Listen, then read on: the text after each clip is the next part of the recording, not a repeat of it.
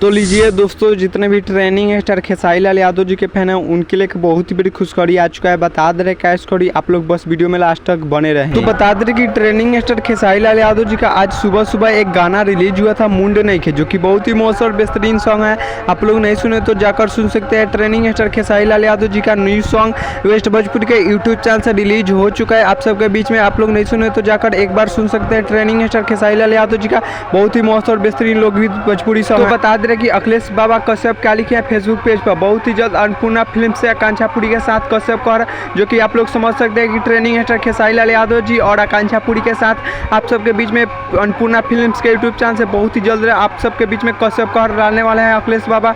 तो आप लोग समझ सकते हैं। और बता दे रहे कि बस कर रे पगली आप लोग सबके बीच में 100 मिलियन प्लस व्यू जा चुका है, जो कि वो भी बहुत ही मस्त और बेहतरीन सॉन्ग है। आप लोग नहीं सुने तो जाकर सुन सकते हैं SR म्यूजिक के यूट्यूब चैनल से, जो कि आप सबके बीच में रिलीज कर दिया गया है।